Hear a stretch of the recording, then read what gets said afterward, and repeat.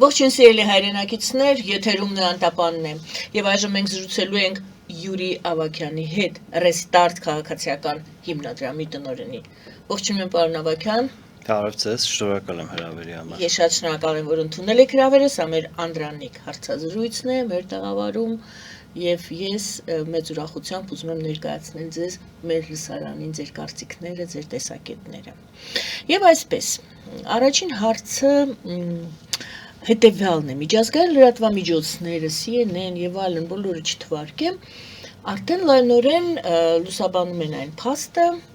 անդրադարձել են այն փաստին, որ J.D. Vance-ը Հայաստանում գտնվելու ժամանակ այցելել է Ցեղասպանության թանգարանը, Ցեղասպանության հուշահամալիրը, այդ մասին գրառում է թողել իր X,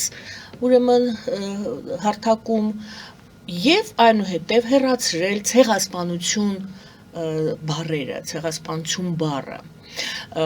Իմ հարցը հետևյալն է, ինչի մասին է դա վկայում, ինչու է նա նախ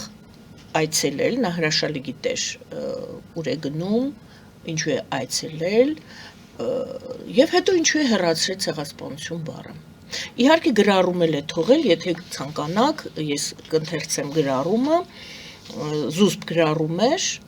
մի խոսքով եկեք այս թեման փորձենք բացել միասին։ Շատ լավ, բոլորիս տեղյակ է, որ այս տարածաշրջանում Վաշինգտոնյան հռչակագրից հետո ձևավորվում է մի նոր անվտանգային ճարտարապետություն ու ընդհանուր առմամբ ստատուս քո կամ խաղաղության գործընթաց, որը փուլ առ փուլ կարծես թե ամրապնդվում է եւ նաեւ այս հենց Վենսի այցը թե Երևան թե Բաքու հենց դրա մասին է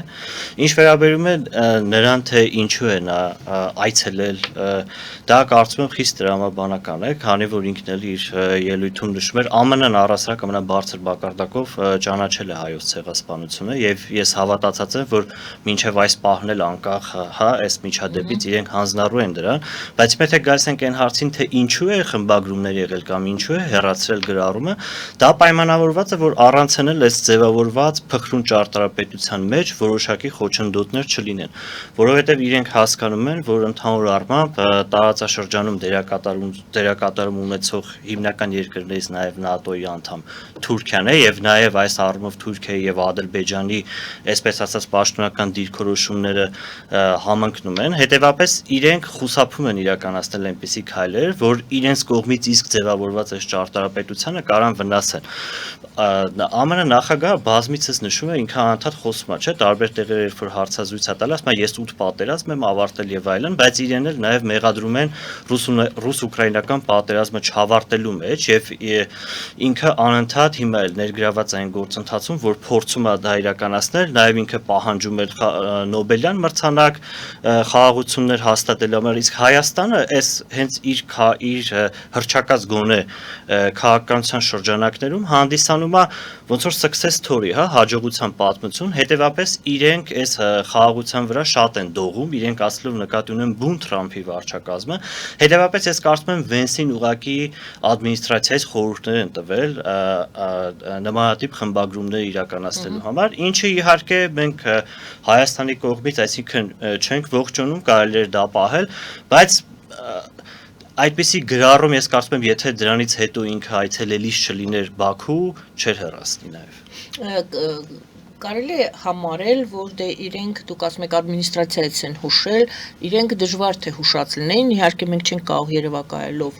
ենթադրություններով ղեկավարվել, բայց մի բանը երևի թե ակնհայտ է, որ դա Թուրքիայի պահանջն է եղել։ Եթե ոչ Ադրբեջանի, կարծում եմ Թուրքիային է առաջնահերթ։ Եթե դա եղել է Թուրքիայի թելադրանքը,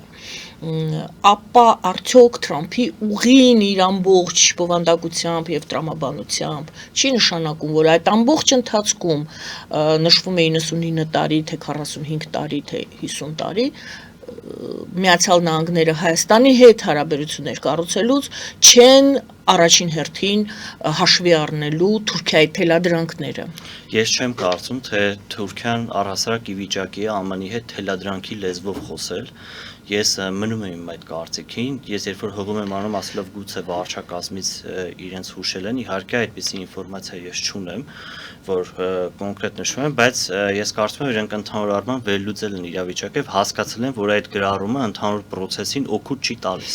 Հիմա նույն հաջողությամբ օրինակ ցեղասպանության ճանաչման հարցը նաեւ Հայաստանի արտաքին քաղաքական առաջնահերթություններից չէ եւ դրա հետ կապված բազմիցս հայկական կողմից պաշտոնապես հայտարարվել է, այսինքն սա չի նշանակում իհարկե ուրացում, սա նշանակում է ուղղակի արտաքին քաղաքականության առաջնահերթությունից դուրս բերում, որ հարաբերությունների կարգավորման համար մենք պետք է հասկանանք, որ TRIP-ի նպատակը դա ուղղակի որևիցե ճանապարհի շինարարությունը չի, իրենք այստեղ ունեն շատ ավելի լայն նպատակներ, որի շրջանակներում է նաև ընդհանուր տարածքների ապաշրջափակում։ Իսկ երբ որ խոսում ենք տարածքների ապաշրջափակում, դա առանց Ադրբեջանի եւ Թուրքիայի ներգրավման հնարավոր չէ, եւ քանի որ իրենց այցի բուն նպատակը, հենց վերաբերում էր TRIP-ին ու Վաշինգտոնյան հռչակագրին ու նաև այն կիսահաղորդիչների համագործակցության ատոմային էներգիային եւ այլն, նաեւ սրանք հետագայում կանրադառնանք, հանրայնապես իրենք փորձել են մնալ թեմատիկայի մեջ։ Իսկ այս վարչակազմը ինքը սպոնտան գործունեությամբ աչքի ընկել է։ Մենք հիշում ենք նաեւ Սիգնալի, այսպես ասած, սկանդալը, երբ որ ընդհանուր առմամբ քննարկում էին այլ երկրի վրա իրականացվող հարվածները Սիգնալում, եւ արտահոսք եղավ եւ երևա, որ այս վարչակազմի գործելավոճի մեջ այդպիսի բանը կա, իրենք միմյանց հետ կարող են մեսենջերով հաղորդակցվել, ինչ-որ որոշում իրականացնել, հրապարակ, այսինքն սպոնտանությունը ընդհանուր առմամբ բնորոշ է այս վարչակազմին եւ սա նորություն չի, սրա համար իրենք բազմիցս քննադատվում են եւ հիմա էլ ԱՄՆ եւ ամենատարբեր ուղեղային կենտրոններում եւ նույն ձեր մատնանշած լրատվամիջոցներում կա հստակ ընկալում, որ ԱՄՆ-ում որոշումների կայացման կամ տեղյակ են ընդհանուր առմամբ գործընթացից 6 մարդ, որի մեջ է նաև Վենսը, նախագահը, հատուկ բանագնաց Վիտքոֆը, Ռուբիոն եւ եւս 1 կամ 2 հոգի, տենց չհաշվեցի ու այսպիսի սպոնտան գործելավոճը ես կարծում եմ հատուկ է այս վարչակազմին եւ կարար այսպիսի բան լիներ։ Սա ես արտառոց չեմ համարում։ Երկու հարց ձեր այդ պատասխանից բխող առաջինը համարում եք արդյոք, որ քաղաքական հայտարարություններ, քաղաքական ազդակներ հայ-ամերիկյան, որը առնչվում է հայ-թուրքական եւ հայ-ադրբեջանական հարաբերությունների հետ, աշխատում են չանել ոչ քաղաքական երանգներով հայտարարություններ, խոսափում են քաղաքականությունից եւ տնտեսական հողի վրա է մեր համագործակցությունը Միացյալ Նահանգների հետ եւ Միացյալ Նահանգներ Ադրբեջան այս մեզ հետ կապվող տարածաշրջանի հետ կապվող բանում տրամաբանության մեջ դրանով է սահմանափակվում։ Չեմ կարծում, որովհետև այս գործընթացները նաև մեկտեղվում են մի քանի նպատակներով։ Առաջինը, ինչքան էլ միջին միջանցքը ու միջին ասիան Եվրոպայի հետ կապելը դա տնտեսական նախագիծ է, դա նաև քաղաքական նախագիծ է,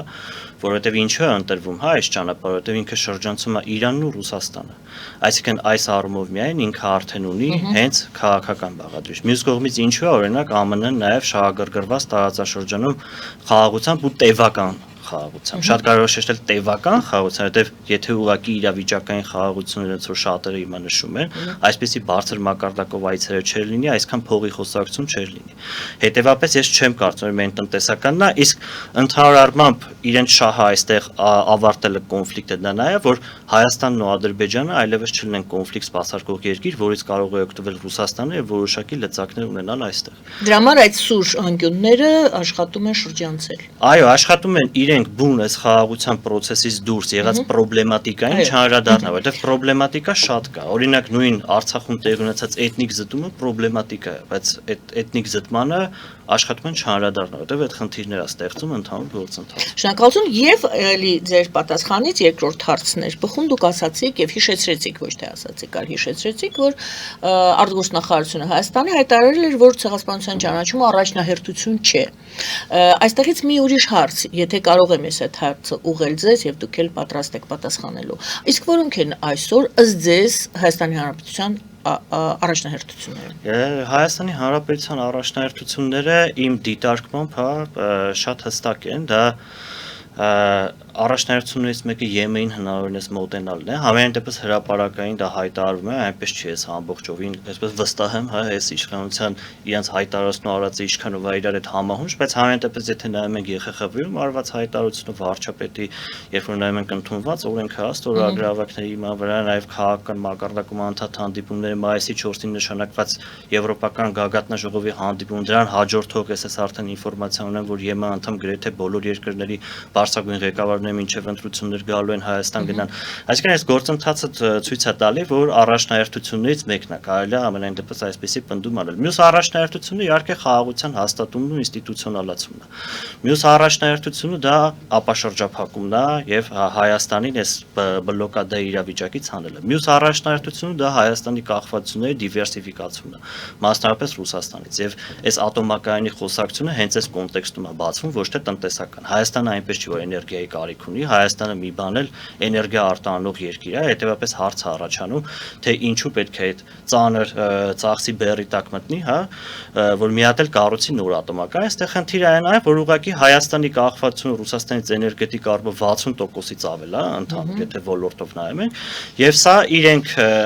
այսպիսի գործընթացներ հարուցելով նվազեցնում են կախվածությունը Ռուսաստանից, ինչով որ փորձ են անում ամրապնդեն Հայաստանի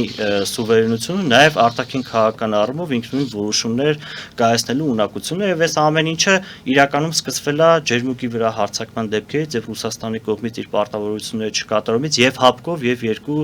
երկրների դաշնակցային պայմանագրով։ Այսինքն իմ այսպես բանով որ նայում եմ, այս հիմնական նշած սա այս բային Հայաստանի առաջնահերթությունները։ Ռոսատոմը մտադիր է, ես հայտարարությունն եմ Ռուսաստանից եկած հայտարարությունն եմ հիմա ընթերցում, Ռոսատոմը մտադիր է հնարավորինս շուտ իրականացնել Հայաստանում ատոմակայանի կառուցման նախագիծը եւ նշում են հաշվի առնելով հայկական կողմի ցանկությունները։ Սա մեկ եւ երկրորդն էլ հիշեցնեմ, որ Գալուզինի այդ հայտարարությունը, որ Մոսկվան մտադիր է շարունակել հանդես գալ որպես Հայաստանի էներգետիկ անվտանգության երաշխավոր։ Տեսեք, շատ լավ է, որ նախ դիմել են, որ եղած ատոմակայանը ոնց որ վերանորոգվի եւ նաեւ լավ է, որ ռուսական կողմը պատրաստակամություն ունի դա անելու, փորձում է թեև ռուսական կողմը կոպիտ ասած սկսեց տեղից շարժվել այս վերջի իրադարձություններից հետո։ Համենայն դեպս ես չեմ կարծում, որ կոնստրուկտիվ մոտեցում է Հայաստանի կողմից, օրինակ երբ որ մենք խոսում ենք դիվերսիֆիկացման մասին, դա չի նշանակում ենթադրենք եթե լոլիկ ես արտահանում Ռուսաստան, այդ լոլիկը չարտահանես Ռուսաստան, գնաց գյուղացուն ստիպես, որ դա նույն լոլիկը արտահանի ԵՄ, այսինքն դիվերսիֆիկացիան դա համի այդ սկզբունքն է։ Հիմա ասում եք ազատվել, այսինքն նվազեցնել գուցե։ Ոչ թե նվազեցնել, այլ հավելյալ, հա,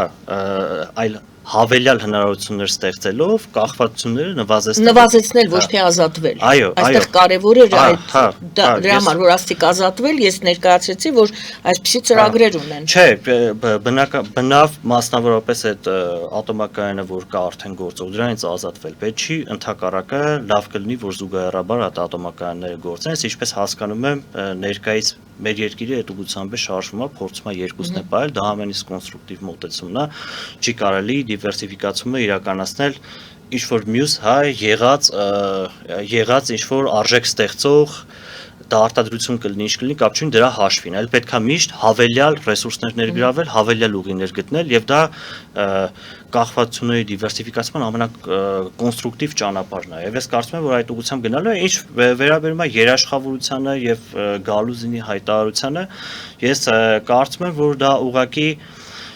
Ես կարծում եմ, որ իրենք չէին հավատում, նաև իրենք, որ ԱՄՆ-ն այսքան շահագրգռվածություն ունի տարածաշրջանում եւ այս process-ները այսքան հեռու գնալու են եւ շատ հայտարարություններ, որ իրենք անում են, նաև օրինակ ասում են չի լինելու թրիփ, բառացի չեմ մեջբերում, բայց ասում են թրիփը չի լինի առանց մեր մասնակցության, բայց ես կարծում եմ լավ էլ կլինի, մենք հիշում ենք նույն հաջողությամբ նոյեմբերի 9-րդ կետը իրենք պահանջում են, ասում են, որ պետք է լինի ռուսական FSB-ի վերահսկման պետ ցանկապատով նաև այդ հայտնի նամակի պատմությունը կա որ պետական մարմիններին ուղարկեն, բայց վերջի վերջո տեսանք, որ դա չեղավ։ Մենք նաև հիշում ենք, որ իրենց մոտ ընդհանուր առմամբ այնպիսի ընկալում կար, որ Հայաստանը գնալու տեղ չունի ոչ մեկին պետք չի, բայց դա էլ է հակառակը ապահովվում։ Հետևաբար ես չգիտեմ այդ հայտարարություններին ինչքան լուրջ կարելի է վերաբերել։ Համենայն դեպս ատոմակայանի պահով շատ լավ է, որ մենք պահում ենք եղածը, վերանորոգում ենք, նորն է բերում ենք, դա ճիշտ ուղղություն է։ Բարի, ատոմակայանների հետ կապված, դե գիտենք, ընդհանրապես էս Վենսի հետ կապված եւ հայ-ամերիկյան պայմանավորվածությունների հետ կապված բազմաթիվ անհանգստություններ են հայտնում եւ ընդդիմադիրները եւ վերլուծաբանները, մասնավորապես խոսք է գնում այն մասին, որ այս մոդուլային ռեակտորները, ատոմային ռեակտորները, դրանք որոնք ըստ պայմանավորվածության պետք է Հայաստանում տեղադրվեն, դրանք փորձարկում չեն անցել, դրանք մեծ վտանգ են ներկայացնում Հայաստանի համար, որևիցե երկրում չի տեղադրված, անգամ Միացյալ Նահանգներում չի տեղադրված, ինչ կասեք ի պատասխան այս մտահոգությունների։ Տեսեք, այս նույնա բովանդակ ավելի կոշտ մտահոգություններ կային թրիփի հետ կապված։ Օրինակ, երբ որ Վաշինգտոնյան հռչակագիրը ստորագրվեց եւ պարզ դարձավ, այդ ժամանակ ինչ էին ասում այդ նույն ձեր հողում առաջ շրջանակները, ասում են Հայաստանը կապը կորցրեց Սյունիքի հետ։ Հայաստանը տրամադրեց արտատարածքային միջանցք։ Վերջ ամերիկացիները եկան Հայաստանից վերցին միջանցքը հանձնեցին թուրքերին։ Նաեւ հեծի պատմությունն էին այդպես մեկնաբանում։ Հետևաբար իսկ ինչ վերաբերում է բուն ատոմակայանի հարցին, տեսեք, եթե մենք տեխնոլոգիական առումով խոսում ենք ու կարևոր է տեխնոլոգիական առումով որևիցե մի երկրի վստահես, ինչ է, հա, անհրաժեշտ է անցած պատմություն, փորձառնություն եւ տեխնոլոգիական ոլորտով զարգացվածություն։ Հիմա եթե անկեղծ խոսենք, գրեթե բոլոր ուղղություններով այս առումով ամենազարգացած երկիրը դա ԱՄՆ-ն է։ Այսինքն, եթե ԱՄՆ-ին էլ ենք մենք կասկածելու տեխնոլոգիական տեսակ, գուցե Երաշխավորության ինստիտուտի մասով որ կասկածում են քննարկումներ են ունենում դա տրամաբանական է, քաղաքական շահեր իրան։ Այսինքն ապրիորի պետք է վստահել։ Դուք դա եք ասում։ Եթե այսպիսի մեծ նախագիծ է իրական, որովհետև ատոմային էներգիայի հետ կապված համագործակցությունը առասարակ հեշտ չի, իրենք ունեն դեռևս 1954 թվականին ընդունված ատոմային էներգիայի պակտ, որի այդ 1-2-3 կոչվող բանաձևը դու պետք է շատ ստուգումներ անցնես, շատ ընթացակարգեր անցնես, որ համապատասխանես նրան, որ հնարավորություն ունենան նաև իրենք իրավունք ունենան կառավարությունը տեղադրված եղել են այս մոդուլը։ Ես գիտեմ, որ խոսվում է Ուկրաինայի մասին, որ այնտեղ փորձեր եղել է, եւ նաև գիտեմ Լեհաստանի մասին, որ նմանատիպ փորձարկումներ եղել է, այո, սա նոր տեխնոլոգիա է համեմատաբար, բայց ես ընդհանուր առմամբ էներգետիկ ոլորտում ԱՄՆ-ի էքսպերտիզային առհասարակ չեմ կասկածում, եթե սա իր մեջ վտանգավորության պարունակեր, սա չէր հասնի սեղան։ Այսինքն սա արկածախնդրություն դուք չեք համարում։ Դա ես արկածախնդրություն համարել եմ մի քիչ որևիցե տրամաբանության մեջ չեմ տեղավորում, առհասարակ այդ շրջանակները միշտ բողոքում են, հա, ճակերտավոր այն ժամանակ, երբ որ Ռուսաստանին այլընտրանք որևիցե մի քաղաքական գործընթացա տեղի ունենում, այսինքն Սատանան այստեղ այս դետալում է թաքնված։ Ռուսաստանի մեջ։ Այո, իրենք անհանգստացած են, որ էներգետիկ կախվածությունը Ռուսաստանից թուլանում է այս գործընթացով։ Եվ իրենք նույնը թրիփի մասով էին անհանգստացած։ Եվ իրենք անհանգստացած բոլոր մասերով։ Նույնը ԵՄ-ի հետ կապված process-ը ինչու են քննադատում։ Այսինքն, եթե նայենք այդ մարդկանց այսպես մեդիա մոնիթորինգով, թե իրանք ինչ հետագծով են քննադատում, կարմիր թելի նման ասում է, որ որտեղ դա ռուսական շահից չի բխում, իրենք դա համարում են կործանարար եւ այլն։ Այսինքն ես կարող եմ եզրահանգել այն մտքին, որ դուք ասում եք բոլոր այսպիսի ախտորոշում եք տալիս բոլոր նրանք, ովքեր որ մատնանշում են թրիփը որպես Հայաստանի համար շատ վտանգավոր եւ որ թրիփը չպետք է իրագործվի, բոլոր նրանք, ովքեր հիմա խոսում են նույն այդ ատոմակայանների հետ կապված, որ դրանք շատ վտանգավոր են, չփորձարկված են, դրանք մեծ աղետ են Հայաստանի համար, դրա բոլոր այդ ուժերը կամ գործիչները դրանք ի նպաստ Ռուսաստանի են խոսում մտածված։ Թրիփի մասով այն մարդիկ, ովքեր թրիփը համարում են Հայաստանի համար հիմնական մարտահրավեր, այո, ես այդպես եմ կարծում, ատոմակայանի հետ կապված այն մարդիկ, ովքեր կոնկրետ փորձագիտական բաներ մեջ չեն բերում, ուղղակի ասում են այո։ Այդ մարդիկ, որ նման ձև խոսում են, ինչ որ ապրիորի մտքեր են ասում եւ մասնագիտական որևէ վերլուծություն առաջ չեն բերում։ Հետևաբար այլ բան չկա մտածել։ Դուք ասում եք այդ Իրանին ու Ռուսաստանին շրջանցող ճանապարհներ են կառուցվում։ Շատերը խոսում են թրիփի մասին, որ թրիփի նպատակներից Միացյալ Նահանգների նպատակներից մեկն է Միջին Ասիայի երկրները փոկել Չինաստանից, այսինքն Չինաստանի դեմ է այդ Իրանի դեմ է այդ ծրագիրը, Ռուսաստանի դեմ է այդ ծրագիրը։ Կիսում եք այդ կարծիքը։ Համաձայն չեմ Իրանի մաս, օրինակ ինչպես է Իրանի դեմ։ ոնց են դա հիմնավորում։ Եթե այդտեղ ռազմական ներկայություն չկա, եթե դա Հայաստանի տարածքն է, եթե այդտեղ Հայաստանի իրավազորությունն է տարածվում, եթե դա ուղղակի մասնավոր կազմակերպություն է, եթե դա ընդհանուր տարածքների ապաշրջափակմանն է միտված, ի՞նչն է Իրանի դեմ։ Այսինքն ես Իրանի դեմ խոսակցությունները չեմ ընկալում, այսինքն ԱՄՆ-ն առհասարակ ԱՄՆ-ն եւ ընդհանուր առմամբ գլոբալ արևմուտքը եւ մեր միասին իրանք հասկանում որ Հայաստանի համար կարմիր գիծը հակաիրանական գործընթացներում մասնակցել, որովհետեւ Հայաստանը ունի 4 սահմանակից հարևան, որից երկուսի հետ ունի խնդրեմ։ Եվ այդ երրորդի հետ է խնդրեմ ստեղծելու ամբողջական լոգիստիկ կախվածություն մեջ ընկնել Վրաստանից։ Սա ուղղակի սեփական ոտքին կրակելու նման մի բան է։ Ոնց կար այդպեսի։ Դրա համար պատմականորեն միշտ էլ Հայաստանի ընկալումը, որ Իրանի դեմ որևիցե գործողություն նա չի իրականացնելու, դա ընկալվել է եւ արևմուտքի կողմից էլ է ընկալվում։ Իրանի հետ կապված այդքան հարց ընչեց, երբ որ համատեղ ասուլիսներ, հա, վարչապետի եւ Վենսի։ Մենք այդտեղ հակաիրանական խոսք նույնիսկ Վենսի կողմից չլսեցինք, բայց իրենք այնպես չի առիթ բաց չեն թողում խոսեն, սպառնում են, ասում են պետք լինի հարվածներ կհասցնենք, այդ հարվածները հասցրել են, իրենց դաշնակից Իսրայելը 12 օրյա պատերազմը հիշում են։ Բա ինչի չասեցին, հա, ինչի։ Այսինքն այն խոսույթները, որ եւ մտահոգության ձևով արտահայտված խոսույթները, որ Միացյալ Նահանգները պետք եղած պահին Հայաստանին կօգտագործեն Իրանի դեմ, դուք կարծում եք, որ արհեստական անհնար է նման բան եւ ԵՄ-ում եւ ԱՄՆ-ում կա կոնսենսուս, որ հնարավոր չի Հայաստանը ոչ ի վիճակի է, ոչ ցանկանում է նաեւ իր համար կարմիր գիծը անկախ նրանից ինչ իշխանությունն է հակաիրանական գործընթացներում ներգրավել։ Կենտրոնական Ասիան Չինաստանից փոկելու մղումները եւ Հայաստանը։ Տեսեք, ցանկացած աշխարհակահական գործընթացի էլ, եթե մենք ձեռք տանք այդ հարցը շոշափենք, հա, որտեղ կա մրցակցություն, իսկ մեծ երկրների մեջ միշտ կա մրցակցություն։ Այդտեղ կա այդ դեմ լինելու բաղադրիչը։ Հիմա երբ որ մենք խոսում ենք միջին ասիական երկրների մասին, իրենք մեծամասամբ իրենց օգտակար հանածոների արտահանումը, առևտուրը, բան, հենց իրականացնում են Չինաստանի հետ։ Այսինքն ներկայիս իրավիճակում իրենց տնտեսությունները այնքան ինտեգրված են Չինաստանին, որ այնպես չի, որ այս մի ճանապարհը Չինաստանի համար այնպիսի մարտահրավերային իրավիճակ է, ոչ, ուղղակի չկա արևմուտքի համար ցամաքային հասանելի այնպիսի ճանապարհ, որը որ միջին միջանցքից զատ իրեն մրցակից կամ հակառակորդ երկրների տարածքներով չանցնի եւ սա ուղղակի մի հատ հավելյալ հնարավորություն է տարբեր տնտեսական հաշվարկներ կան ասում են որ օրինակ այդ թրիփով անցնելու է տարեկան 11 միլիոն տոննա ապրանք հիմա եթե դա հաշվենք ընդհանուր առմամբ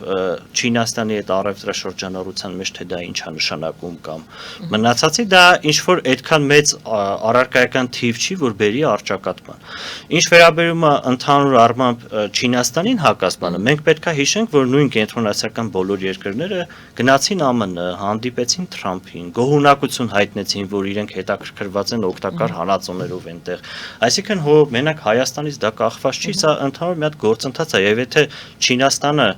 ունի որոշակի հարցեր, առաջի հերթին ունի հարցեր հենց կենտրոնասիական երկրներին ուղղված։ Հիմա այդ երկրները պետք է հարցերին չպատասխանեն, հենց Հայաստանը իր բանով պետք է այդ հանածոները այդ երկրինն են, երկրներին են, Հայաստանինն է չի, մենք ուղղակի ճանապարհին ենք մասնակցում, այսինքն այս առումով Հայաստանի չափ խոսակցությունը հասնի, այնքան դերակատար կա, հետեւաբար սա ուղղակի էլի ինչա նենց գործընթաց է, որը որ նպաստում է կախվածությունների դիվերսիֆիկացմանը եւ առանց Ռուսաստանի մասնակցությանը տեղի ունենում առաջանում են արհեստական անհանգստություն, որտեվ չի կարա, եթե ես կոնկրետ այս հարցի տնտեսագետ չլինելով, այսքանը հիմնավորվում է, հա, ուսումնասիրելով անհնար է իրանք դա չհասկանան։ Այսինքն բոլոր այդ խոսակցությունները, բոլոր այդ դժգոհությունները այս եւ Վենսի այցի մասին էլ կա շատ հակասական կարծիք։ Դուք կարծում եք, որ այդ ամենը պայմանավորված է հիմնականում չեմ կարող ասել, չէ, երևի թե ճիշտ չի լինի ասել ամբողջապես, հիմնականում Ռուսաստանի գործոնով է պայմանավորված եւ դրանով է պայմանավորված նաեւ Ալեն Սիմոնյանի այցը մինչ Վենսի այցը Մոսկվա եւ Նիկոլ Փաշինյանի երեկվա հարցազրույցը, հերոստահարցազրույցը, որում ոնց որ թե բավականին մեծ հատկացված էր հայ-ռուսական հարաբերություններին, համաձայն եք։ Նիկոլ Փաշինյանի հարցազրույցի մասով համաձայն եմ, Ալեն Սիմոնյանի այցի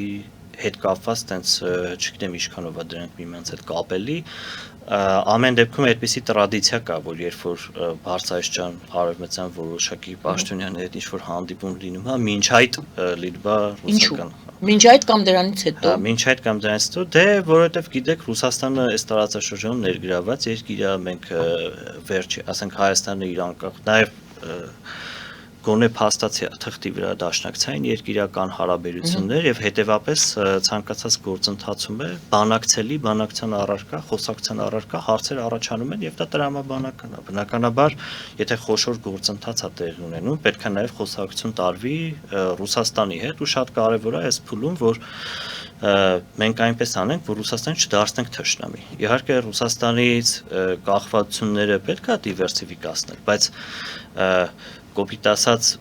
մեկուսացած Ռուսաստանը կամ թույլ ազդեցություն ունեցող Ռուսաստանը դա ավելի լավ Ռուսաստան է, քան թշնամի Ռուսաստանը։ Հետևաբար նաև ես կարծում եմ, որ վարչապետի հարցազրույցը կոնկրետ սրան է միտված, իրենք փորձում են ամեն կերպ ներկայացնել, որ սա Ռուսաստանի դեմ չի եւ այլն, բայց ես չեմ կարծում, որ դա շատ օգնելու է, որովհետեւ Ռուսաստանը առասարակ post-սովետի երկրներին, անկախ երկրներ իրենք չեն էլ տենց ընկալում, իրենք միշտ ձգտում են իրենց քաղաքականություն տանման նրան, դա նաեւ մենք Դուգինի, շուրթերից ենք տեսնում իրենց մեդիաների խոսակցություններում, իրենք պատկերացնում են, որ պետք է լինեն վասալային իշխանություններ այս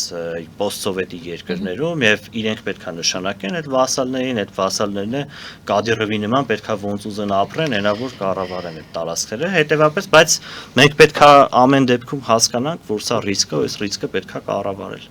Շնորհակալ եմ Գովազ հայտարարենք եթերում եւ կշարունակենք մեր զրույցը, շնորհակալ եմ շատ։ Սիրելի հայրենակիցներ, Գովազդ է եթերում, մնացեք մեզ հետ։ Ֆելիչե ժամանակակից ատամնաբուժական կլինիկա։ Այստեղ հարմարավետությունն ու խնամքն առաջնային են։ Այստեղ կիրառվում են ատամնաբուժական ամենաժամանակակից տեխնոլոգիաներ, ճշգրիտ ախտորոշում, արդյունավետ բուժում, նուրբ փորձառություն եւ անհատական մոտեցում։ Սկսած սովորական մանրուքներից մինչև առաջադեմ ընթացակարգեր, այստեղ դուք գտնվում եք բարձր որակավորում ունեցող եւ փորձառու ատամնաբուժական մասնագետների ձեռքերում։ Մեր բարեկամական եւ հյուրընկալ անձնակազմն այստեղ է յուրաքանչյուր այցը հաճելի դարձնելու համար։ Ֆելիչե, ձեր առողջ եւ ամենաերջանիկ շպիտը սկսվում է այստեղից։ Եկեք եւ բացահայտեք նորարարության փորձագիտության եւ կարեկցանքի կատարյալ համադրությունը։ Վաճառվում է գերմանական հնաոճ դաշնամուր 1892 թվականի արտադրության ֆոն Մուլբախ։ Գտնվում է գերազանց վիճակում։ Կինը 15000 ԱՄՆ դոլար։ Հեռախոսահամար 094 115 310։ Երևան փոստը Գրանադայի ուզում տեղեկացնում է։ Դրամական փոխանցումներ 1%-ով։ Օդանավով 1 փաունդը 2.99։ Նավով ուղարկեք 1 արկղ, երկրորդ արկղը անվճար։ Ավտոմեքենաների փոխադրում անհավատալի արժեքներով։ Ինչպես նաև կահույք եւ մեծ չափի բեռների փոխադրում։ Jackpot հագուստի խանութը երկրորդ մասնաճյուղն է բացել Գլենդելի սրտում, որտեղ կարող եք ձեռք բերել եվրոպական եւ ամերիկյան ընտիր հագուստեղեն, կոշկեղեն, աքսեսուարներ, պայուսակներ ամենահարմար արժեքներով։ Նաեւ կարող եք ցանկացած ապրանք պատվիրել եւ ձեռք բերել կարճ ժամանակում։ Jackpot-ի Գլենդելի հասցեն է 1135 North Pacific Avenue, հեռախոս 818 813 2252։ Jackpot հագուստի լավագույն կենտրոնը Գլենդելում։ 60-ից ավելի ճանաչված եվրոպական բրենդների ինքնատիպ, չկրկնվող եւ մատչելի ընտրանին Fortuna Home and Country House խանութ սրահում։ Նորավոճ սպասք եւ կահույք հորեկա բնագավառի համար, տեքստիլ տնտեսական ապրանքներ, ամեն ինչ գեղեցիկ կյանքի համար։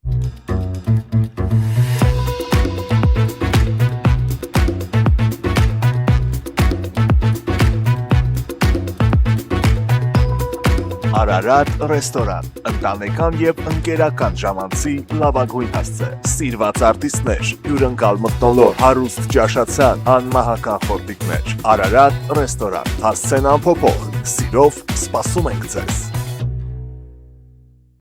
Լավագույն պաղպաղակ, բնական, համեղ եւ մատչելի գներով պաղպաղակը կարող եք ձեռք բերել բոլոր հայկական խանութներում։ Պահանջեք հայկական պաղպաղակ, Թամարա պաղպաղակ։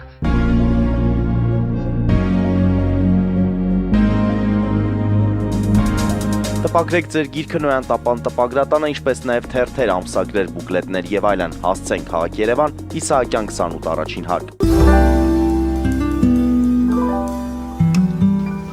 Սիրելի հայրենակիցներ, հիշեցնեմ, որ մենք զրուցում ենք Restart քաղաքացիական հիմնադրամի տնօրեն պարոն Յուրի Ավագյանի հետ։ Պարոն Ավագյան, ձեր հարցազրույցներից մեկում դուք ասել եք, որ կարծում եք, որ եթե բացվի Թուրքիայի եւ Ադրբեջանի սահմանը, ապա Ռուսաստանի Դաշնության բազան դուրս է բերվելու։ Դա դուք ենթադրում եք կամ ուզում եք ասել, լավ կլիներ, որ բացվելուց հետո դուրս բերվեր, թե դուք պատկերացնում եք ինչ-որ մեխանիզմ, որով եթե բացվում է հայ-թուրքական, հայ-ադրբեջանական սահմանը, դուրս է բերվելու, այստեղ ես պարզապես հիշեցնեմ, որ Իրանի հայ-իրանական սահմանը բաց է, բայց այդտեղ եւս ռուս սահմանապահներ են։ Ինչ նկատի ունեք եւ ինչ մեխանիզմ եք պատկերացնում, որ կարող է գործարկվել։ Շնորհակալություն հարցի համար։ Նախ սահմանապահների եւ ռազմաբազայի միջև կա տարբերություն եւ հիմնականում էական տարբերություն, նաեւ եթե սահմանապահների խոսակցությունից կանք, նույն իրավիճակը մենք ունենք օրինակ Զվարթնոց օդանավակայանում, բայց տեսանք, որ հանդիսավոր կերպով ճանապարհվեցին իրենք եւ ես կարծում եմ, որ հերոչ չէ այդ օրը, որ նաեւ նույնը տեղի ունենա Իրանի հետ սահմանին։ Ինչ վերաբերում է հարցազրույցներից մեկում իմ նշած մտքին, եթե սահմանները բացվում են ամբողջովին եւ փաստացի խաղաղությունը տիրում է, հետևաբար բոլոր կողմերի մոտ կապ չունի միջազգային հանրություն, Հայաստան, Թուրքիա, Ադրբեջան, հարցը առաջանում, թե որն է այդ պարագայում այդ ռազմաբազայի նպատակը։ Եվ մենք ուզենք թե չուզենք, քաղաքական գործընթացները այնպես են զարգանալու, որ այդ խոսակցությունները բացվելու են։ Իսկ այդ պարագայում, եթե իրոք նորմալ սահմանները գործում են, բնականաբար արդեն օբյեկտիվ հիմնավորում չի ունենալու այդ ռազմաբազայի տեղակայումը եւ գուցե այն ժամկետով, որով որ նշված է այդ ժամկետը ավարտվի, ես կարծում եմ, որ դուրս կգա, բայց սա ոչ թե պայմանավորված է նրանով եմ ասում, որ հիմա լավ չի, որ այնտեղա կամ խի է այնտեղ, այդ հարցի մեջ չխորանանք։ Եթե ընդհանուր գլոբալ ապաշրջապատումը տեղի ունենում ու այս ամեն ինչը բնականաբար, ասենք սրանք հարցեր են, որ բոլորի մոտ առաջանալու են եւ արդեն իմաստ ուղղակի այդ ռազմաբազան բանել հավելյալ իրավիճակը լարելու է։ Մա հարց տալու են, չէ՞, ասել են, եթե սահմանները բաց է, օրինակ հանգիստ գնում գալիս ենք եւ այլն, ինչի է այդտեղ ռազմաբազան։ Դուք ասացիք չխորանանք այն հարցի մեջ, թե ինչու է այդ ռազմաբազան, 102-ի մասին է խոսքը, Գյումրիի մասին է խոսքը, ինչու է այնտեղ, բայց Ռուսաստանից հնչող այսպես վերլուծությունների եւ հայտարարություններից մենք հասկանում ենք, որ եւ գիտեինք ի սկզբանե, որ դա ոչ թե Հայաստանին Թուրքիայից պաշտպանելու համար են այնտեղ իրեն կանգնած, ի նպաստ Հայաստանի ուրեմն կայունության եւ անվտանգության, այլ հենց Ռուսաստանին իրեն է պետք, Ռուսաստանին է պետք այդ ռազմաբազան այնտեղ։ Նա համարում է, այո, դուք ասում եք այդ ճիշտ է հետխորհրդային շրջան ենք մենք ապրում, բայց մենք գիտենք ինչպես է դիտարկում Ռուսաստանը յուրաքանչյուր հետխորհրդային հանրապետություն եւ պետություն։ Եվ այսպիսով այստեղ միայն մեր հարցը չի, որ մենք ասեցինք շնորհակալություն, ահա մենք հիմա արդեն անվտանգ ենք, Թուրքիայից վտանգ չենք սպասում։ Ռուսաստանը իր շահից է կանգնած այնտեղ, թե ես սխալվում եմ։ Իհարկե իր շահից է կանգնած այնտեղ, բայց դա այդ ռազմաբազան, որ հայտնվել է այդտեղ, կոնտեքստը մի քիչ այլ է եղել, հիմա շատ է ընդհանուր առմամբ կոնտեքստը փոխվել։ Նախ փաստացի այս խաղաղության նոր ճարտարապետության ձևավորման մեջ Ռուսաստանը կարելի ասել չի էլ մասնակցում, եւ սա արդեն էական նշանակություն ունի։ Երկրորդիվ արդեն երբ որ գոնե այս պահին հայ-թուրքական հարաբերությունները գնում են կարգավորման ու կարելի ասել անկախության շրջանում ամենամոտն են դրան, որ հնարավոր է դրանք կարգավորվեն։ Ես կարծում եմ, որ Այո, Ռուսաստանը բնականաբար ամեն ինչ փորձելու անի, որ այդ ռազմաբազան մնա, բայց միայն իր ջանքերը բավարար չեն լինելու։ Ռազմաբազան եւ ռազմաբազայի ներկայությունը Հայաստանում չի նշանակում Ռուսաստանի այնուամենայնիվ ներկայությունը մեր տարածաշրջանում Հարավային Կովկասում եւ կարելի է ասել, որ դա վերջին այսպես խոշոր ոտքի տեղն է, որից եթե հանգարց Ռուսաստանին դուրս բերես, Ռուսաստանը կորցնում է վերահսկողությունը։ Թե դուք կասեք Վրաստանում այնտեղ կան տեղեր, Աբխազիա կհիշեք, Օսիա կհիշեք։ Տեսեք, ռազմական առումով գուցե այո, բայց միևնույնն է, այս կախվածությունների հարցը դեռևս մնալու է։ Այսինքն, հիմա եթե պատկերացնենք ռազմաբազան չկա, դա իհարկե էական իրավիճակը փոխում է, եւ կարելի ասել Ռուսաստանը շոշափելի առումով թուլացնում է իր ներկայությունը տարածաշրջանում, բայց եթե Հայաստանի կառավարությունը ձախողում է այս դիվերսիֆիկացման քաղաքականությունը իրականացնել, միևնույնն է Ռուսաստանը ներկայ է մնում տարածաշրջանում, որովհետեւ արտաքին առևտրով մեկը Հայաստանի հետ, նաև Վրաստանի պարագայում էլի արտահանման հարցեր կան, որ գնում են դեպի Ռուսաստան, լոգիստիկ կապի առումով, վերջիվերջո Ռուսաստանը ինստիտուցիոնալ ներկայություն ունի Հայաստանում, այսինքն միայն այդ ռազմաբազայի հարցը չի, հա, բազմաթիվ Կշիռը ռազմաբազայի շատ ավելի Այո, չէ։ ես շատ ավելի է, բայց հստակ պնդել, որ դրանից հետո ինքը առհասարակ գոյություն չունի այս տարածաշրջանում, դա իրականությանը այդքան էլ չի ան, որովհետև այս տնտեսական ինստիտուցիոնալ ներկայության ու մյուս հարցերը դրանք պակաս կարևոր չեն, էլի։ Կարելի է համարել վերադառնանք Փաշինյանի երեկվա հարցազրույցին, դրվագներով չենք ասի, ժողովուրդը գիտի ինչ է խոսվել, լայնորեն լրատվամիջոցները լուսաբանում են։ Այսպես ընդհանուր եթե իմաստը ինչու նա տվեց հարցազրույց, շատ ավելի Վենսի այցիներ նվիրված, թե Ռուսաստանին պատասխան էր տալիս Փաշինյանը։ Ես կարծում եմ եւ, բայց Ռուսաստանին պատասխան տալը առանցքային դեր ուներ։ Հստակ երևում էր, որ ամեն կերպ ոնց որ նարատիվը, հա, այդ հիմնական հարցազրույցին է, որ Հայաստանը չի պատրաստվում թե Ռուսաստանի, թե Իրանի դեմ որևիցե գործընթացներում ներգրավել։ Եվ այո, հիմնական մեսեջը, որ նա ցանկանում էր հասցնել, դա է, որ ոչ այնքան շատ խոսում էր հայ հասարակության հետ, ինչքան խոսում էր դա Ռուսաստանի մեդիա մոնիտորինգ անողների եւ այդ մի խոսքով Կրեմլին ինֆորմացիա հասցնող տարբեր Եվ երևի ոչ միայն Կրեմլին, այլ իր գործընկերներին արևմտյան դիրքորոշումը Հայաստանի տեղյակ էր։ Ես կարծում եմ արևմտյան գործընկերները տեղյակ են այդ դիրքորոշումից, կոնկրետ ԱՄՆ-ը նաև փորձեր անում է Ռուսաստանի հետ հարաբերությունների կարգավորման, դա պայմանավորված չի Հայաստանով, դա պայմանավորված է նրանով, որ հիմնական մարտահրավեր համարում են Չինաստանը եւ իրենք փորձում են անել, որ ռուս-ուկրաինական պատերազմը հնարավորինս արագ վերջանա, մի բան էլ Ուկրաինայի վրա են ճնշումներ գործադրում, որպեսզի կարողանան այդ հարցը սահմանափակել եւ ավելի կոնստրուկտիվ դաշտ կան Ռուսաստանի հետ։ Կարծում եմ ավելի շատ Ռուսաստանն էր հենց հասցեատերը։ Վենսը ասեց հետևյալը. Փաշինյանը կարող է կառուցել երկարատև գործընկերություն եւ ես աջակցում եմ Փաշինյանին։ Սա կարելի է դիտարկել որպես միջամտություն նախընտրական շրջանում, աջակցություն Փաշինյանի տեխնացությանը։ Սա չի նշանակում միջամտություն մեր ներքին խնդիրներին։ Շատ է խոսվում այն մասին, որ ահա դուք էլ այսօր ասացիք, որ եվրոպական երկրները արդեն պլանավորում են մայիսին կարծեմ այդ հավաքը պետք է լինի Հայաստանում եւ իրենք էլ շատ այսպես ոգևորված աջակցում են Փաշինյանի տեխնացությանը։ Արդյոք մենք չենք տեսնում այդպիսի ուղղվածություն։ Միջամտության հետ կապված, որ օբյեկտիվ գնահատական տանք, մենք պետք է հասկանանք երկրում առկա կոնտեքստը, հա։ Երբ որ քո երկրում իրականացվում է որևիցե որոշում, որը օրինակ թելադրված չի Ռուսաստանի կողմից կամ չի բխում Ռուսաստանի շահերից, եւ դրանից հետո տասնյակ մեդիաներ, միլիոնավոր հետևորդներ ունեցող խոսող գլուխներ, քաղաքական ուժեր լծվում են պրոռուսական քարոզչության մեջ, այս պայմաններում բանավոր մակարդակում այդ endorsement կամ աջակցություն ասվածը, ես կարծում եմ դա միայն դրա վրա ֆիքսվել, դա կլինի երկակի ստանդարտ։ Ինչ վերաբերում է ընդհանուր առմամբ արևմուտքի աջակցությանը, դուք նշեցիք Փաշինյանին, ես չեմ կարծում, որ արևմուտքը աջակցում է կոնկրետ անձանց, արևմուտքը աջակցում է քաղաքականությունները, այսինքն այդ policy ասվածը։ Այստեղ ոչ թե խնդիրը Փաշինյանն է, այլ խնդիրը այն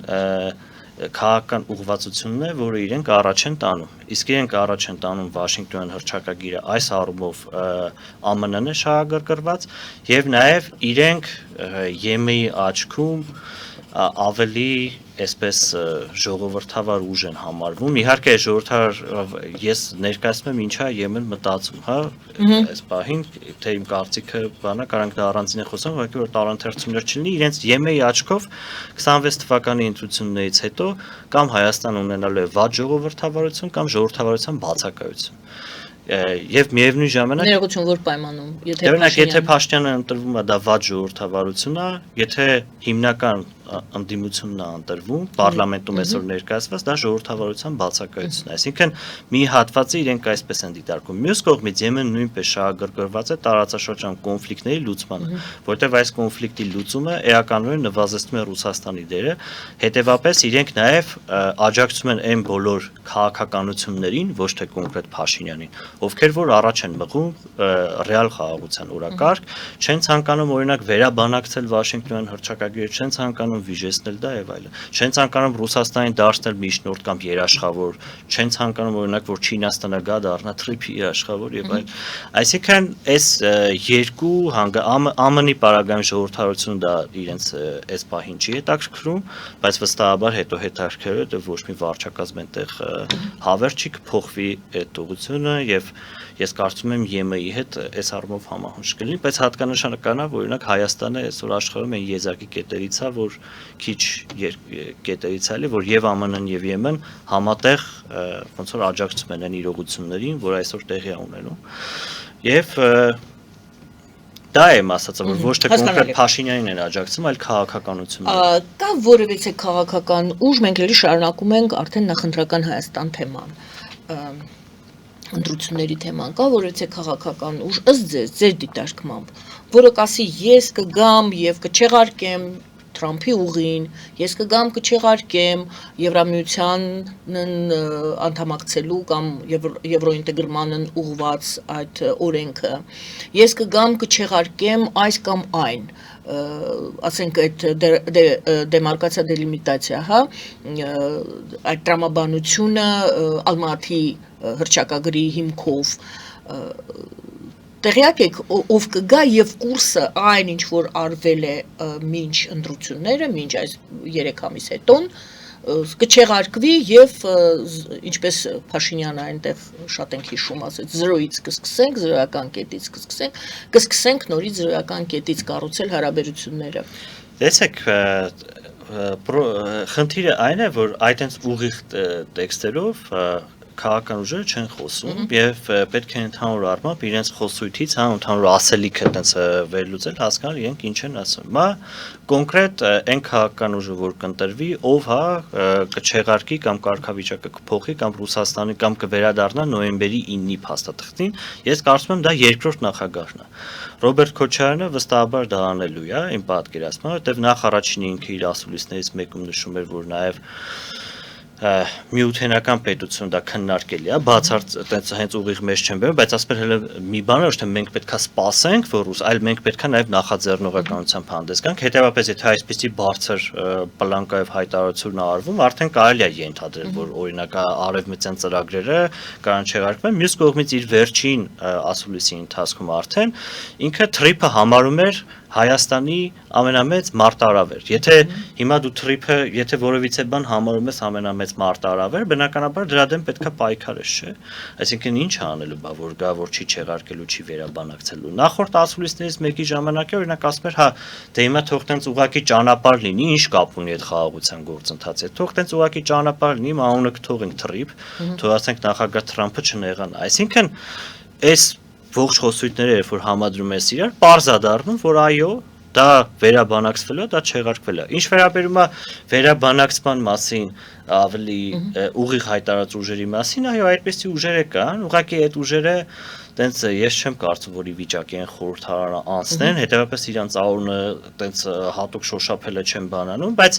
քանի որ հետագայում հենց այս Վաշինգտոն հռչակագրից բխող գործընթացները լայն հասարակայնություն, վստահություն վայելեցին Հայաստանում, իրենք իրենց խոսույթը փոխեցին։ Հիմա արդեն զգույշ են այս թեմայի հետ, աշխատում են չարտահայտվեն, ձեն չհանեն, խուսափեն, շատ կենտրոնանան տնտեսական թեմաների վրա։ Եվ սա իրականում կասկածելի է, որովհետև Հայաստանի բնակչությանը ամենահեղինակավոր հարցումներն ցույց են տալի, այարային եմ հղումանում, որ ժողովրդի մեծամասնությանը հետաքրքրում է առաջի տեղում անվտանգային հարցերից։ Անվտանգային հարցերը միահույծված են այս Վաշինգտոն հռչակագրի հետ, նոյեմբերի 9-ի ու այս օգոստոսի 8-ի միջև ընտրության հետ, առանց միջնորդների բանակցության, միջնորդներով բանակցելու հետ, Եմենի նկատմամբ դիրքորոշման հետ եւ հետեւապես սրանք մարդկանց հետաքրքրող հարցեր են։ Ուստի այս քաղաքական ուժերը, երբ որ այս թեմաները չեն շոշափում, այստեղ կասկած է առաջանում, որովհետեւ եթե դու հասարակությանը հուզող հարցին չես անդրադառնում, արդեն ես կարող եմ ենթադրեմ, որ որոշակի թաքցնելու բան կա։ Իսկ ի՞նչն է թաքցնելու նաև, որ ցանկանում են այլ երկրների ներգրավեն այս գործընթացում, մասնավորապես Ռուսաստանին ու Չինաստանին, իսկ երկրորդ նախագահի պարագայում ես ամբողջովին վստահ եմ, որ իհարկե կչեղարկվի, կարգավիճակը կփոխվի, վերադարձ կլինի նոյեմբերի 9-ի այտեղը, ու մենք պետք է հիշենք, որ Նիկոլ Փաշինյանը իր ստորագրությունը հետ չի կանչել, այսինքն դա լրիվ հնարավոր է վերակենդանացումը դրա։ Դե Լավրովն էլ պահը չի կորցնում, որպեսզի հիշեցնի 20-ից 22 թվականների այդ պայմանավորվածությունների Այո, Լավրովն էլ իր հերթին սպասում է համապատասխան մարդիկ, որ ընտրվեն, որ շատ հետաքրքիր էր Լավրովը իր խոսքը սկսեց,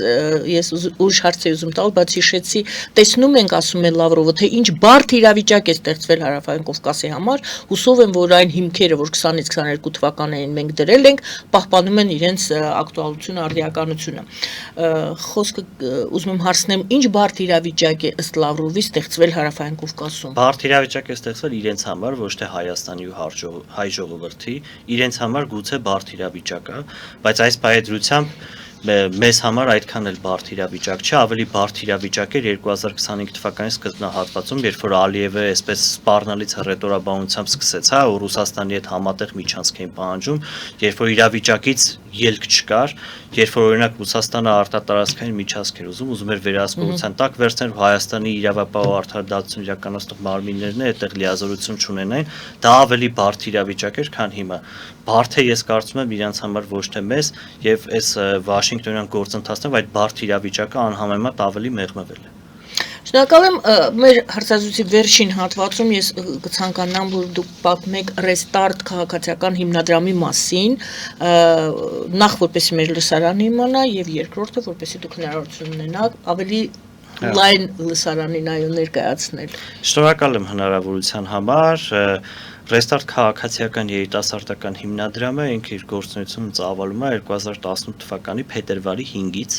եւ այդ ժամանակ դեռևս ԵՊ Restart նախաձեռնությունը շարժում էր եւ հետագայում ինքը դարձավ հիմնադրամ, վերջերս էլ մենք մեր 8-ամյակն ենք նշում եւ 8-ամյակի կապակցությամբ մեծ միջոցառում ենք իրականացրել, որտեղ հաշվետվություն ենք ներկայացնում մեր հիմնական շահառուներին։ Ընդհանուր առմամբ մեր հիմնադրամի շահառուները երիտասարդությունն են Հայաստանի տարածքում բնակվող եւ Հայաստանի երիտասարդների համար հիմնադրամը առաջարկում է մի շարք հնարավորություններ, առաջինը դա կարողությունների զարգացումն է եւ առաջնորդությունն է, այսինքն մենք օգնում ենք մարդկանց, որ իրենք դառնան հետագայում առաջնորդներ, խրախուսում ենք իրենց կարողությունները։ Այսինքն դասընթացների, լեկցիաների, ինչպես է խրախուսում կամ օգնում։ Տեսեք, դասընթացների, ճամբարների, հետճամբարային նախաձեռնությունների, նաեւ մեդիա հարթակների տրամադրման այսպիսի գործողություններով հետաքրքիր բանախոսներ են գալի գնում եւ այս ուղղությամբ իրականացում է սա մյուս կողմից մենք հնարավորություն ենք ստեղծում որպեսզի քաղաքացիական ակտիվ քաղաքացիապես ակտիվ երիտասարդները գան եւ ներգրավեն արդի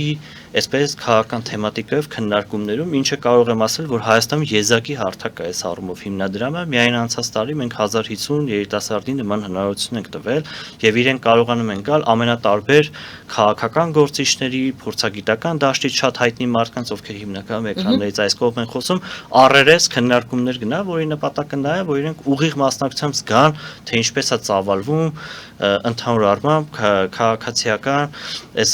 եւ հանրային գործընթացները ու նաեւ